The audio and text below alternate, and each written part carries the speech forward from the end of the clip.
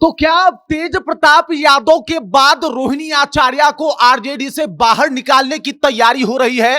क्योंकि जिस तरीके से रोहिणी आचार्य लगातार पोस्ट कर रही हैं और उनके पोस्ट में जो दर्द झलक रहा है वो साफ बता रहा है कि भाई आरजेडी में कुछ भी ठीक नहीं चल रहा। और कुछ लोग ये भी कह रहे हैं कि संजय यादव के खिलाफ बोल के आप आरजेडी में रह नहीं सकते, भले ही आप लालू परिवार के सदस्य ही क्यों ना हो। और लोग कह रहे हैं कि तेजस्वी की चुप्पी लालू परिवार के पतन का आगे चल के कारण बनेगा। पूरी कहानी क्या है सब कुछ आपको विस्तार पूर्वक बताएंगे। संजय यादव वाला जो है मैटर क्या है उसके बारे में भी आपको जानकारी देंगे और आपको बताएंगे कि किस तरीके से एक व्यक्ति पूरे परिवार से बड़ा हो गया है। पूरी कहानी के ऊपर आते हैं, सब कुछ आपको विस्तार पूर्वक बताते हैं, लेकिन उससे पहले मेरा परिचय जान लीजिए। मेरा नाम है रजत और आप जनता जंक्शन देख रहे हैं। देख लीजिए सीधे तौर पे पहले रोहिणी आचार्य के पोस्ट को देखते हैं। आपको बता दूं कि रोहिणी आचार्य का एक पोस्ट था जो उन्होंने किया था, जो शेयर किया था, वो उनका पोस्ट भी नहीं था बल्कि शेयर किया था उन्होंने,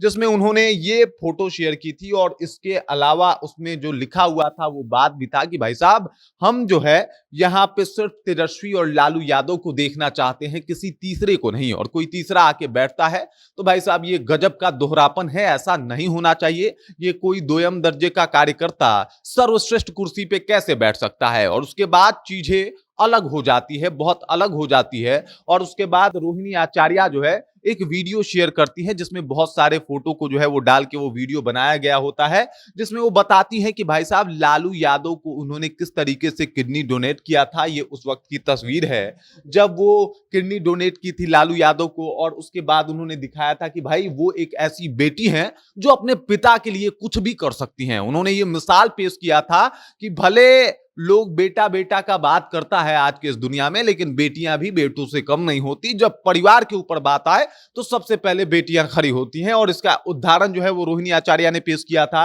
और इस तस्वीर को उन्होंने साझा किया और कहा कि भाई देखिए, जो जान हथेली पे रखते हुए बड़ी से बड़ी कुर्बानी देने का जज्बा रखते हैं, बेखौफी, बेबाकी, खुददारी तो उनके लहू में बहती है। कह रहे हैं कि भाई हम बेखौफी हैं, बेबाकी हैं और खुददार भी हैं। हमें किसी का जो है वो एकदम से शुगर कोटिंग नहीं करना है कि भाई आप तो अच्छे हैं, आप तो बेहतर हैं। अगर किसी को बुरा लग रहा है तो लगे, हमारे अंदर बेबाकी है, खुददारी है, हमारे अंदर जो है अपनी बातों को रखने का बेखौफ तरीके से जो है वो अंदाज है, अंदाजे बयां है, और वो हम रखेंगे। ये रोहिणी आचार्य का पोस्ट होता है।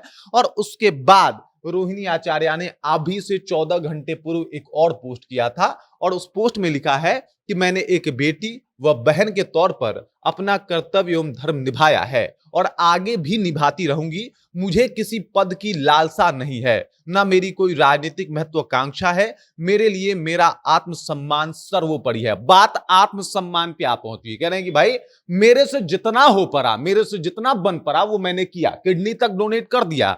अब जो है मेरे को अगर कोई पद या फिर कोई प्रतिष्ठा इन सब को दिखा के आप चाहते हैं कि भाई हम चुप रह जाएं और हम कुछ ना बोले, तो ऐसा नहीं हो सकता। बल्कि मेरे लिए मेरा आत्मसम्मान सर्वोपरि है और आत्मसम्मान से किसी भी कीमत पे समझौता नहीं किया जाएगा। रोहिणी आचार्य की ये बातें बता रही है कि भाई साहब इस पोस्ट के बाद जो है वो लालू परिवार में कुछ ठीक नहीं चल रहा। और ये लगातार जो 2 पोस्ट जिसमें दिखा रही है कि किस तरीके से किडनी डोनेट कर रही हैं, किस तरीके से, उसके बाद कहा कि भाई हमने एक बहन के तौर पे, आपको ज्ञात होगा कि अगर तेजस्वी यादव के ऊपर कोई दूसरा नेता हमला करता था, तेजस्वी यादव के बोलने से पहले रोहिणी आचार्य का बयान आता था और एकदम से नेस्तो नाबूद करके रख देती थी।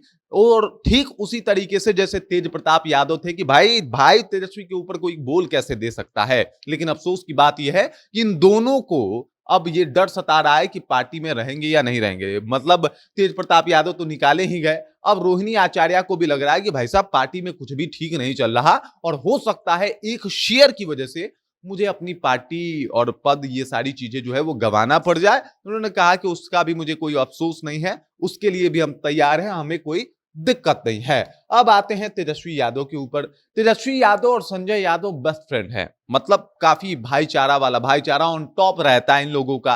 लेकिन अफसोस की बात यह है कि जब से संजय यादव तेजस्वी यादव के साथ आए हैं, जो तेजस्वी यादव के सलाहकार हैं, राज्यसभा के सांसद भी बना दिए गए हैं, तो जब से आए हैं तब से आरजेडी कार्यकर्ताओं के साथ साथ लालू परिवार भी ज्यादा इससे खुश नहीं है।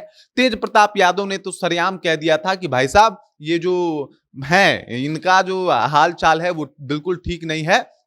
और संजय यादव जो है वो ठीक नहीं कर रहे हैं। हमें हमारे भाई से बात करने के लिए संजय यादव से परमिशन लेनी पड़ेगी। ये बात तेज प्रताप यादव ने ऑन मीडिया बोला था और सब लोगों ने वो बात सुना और देखा भी था। और अब देख लीजिए, संजय यादव का एक पोस्ट शेयर होता है और रोहिणी आचार्य के इतने सारे बयान आ जाते हैं, तो एक सवाल मन में उठता है कि क्या अब तेज प्रताप यादव के बाद आरजेडी में रोहिणी आचार्य को बाहर निकालने की तैयारी चल रही है? क्या एक पोस्ट तक बर्दाश्त नहीं कर सकते संजय यादव के खिलाफ तेजस्वी यादव, या फिर तेजस्वी यादव ये मान चुके हैं कि जो भी हैं उनके लिए संजय यादव हैं, दूसरा कोई नहीं, और इसी वजह से संजय यादव के खिलाफ एक शब्द वो नहीं सुनना चाहते?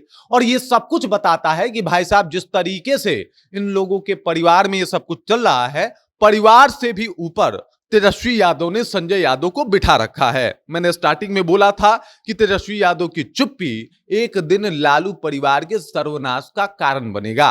जिस तरीके से तेज प्रताप यादव को निकाला गया और अब रोहिणी आचार्य, जो कि लालू यादव को किडनी देके उनका जान बचाई हुई है, भाई लालू यादव की ही पार्टी है और उसी की लेगेसी को लेके आप आगे बढ़ रहे हैं तेजस्वी यादव जी, और उस व्यक्ति को किडनी देके उनकी बेटी बचाती है, और वो बेटी अब अपने पार्टी में जो है वो कह रही है कि भाई हम आत्मसम्मान से समझौता नहीं करेंगे। ये अपने आप में बहुत बड़ा बयान है और इसके ऊपर विचार करना चाहिए। आरजेडी के वो कार्यकर्ता भी सोच रहे हैं कि आखिरकार हमारे पार्टी में चल क्या रहा है। लालू परिवार सोच रहा है कि परिवार में चल क्या रहा है, और इन सब के पीछे एक व्यक्ति का नाम आता है और उस शख्स का नाम है संजय यादव। बाकी इस खबर, इस जानकारी को लेकर आप क्या सोचते हैं, आपके जहन में क्या कुछ चल रहा है, कृपया कमेंट कीजिए और अपना विचार हम तक पहुंचा दीजिए। बाकी आप देख रहे हैं जनता जंक्शन और मेरा नाम रजत है।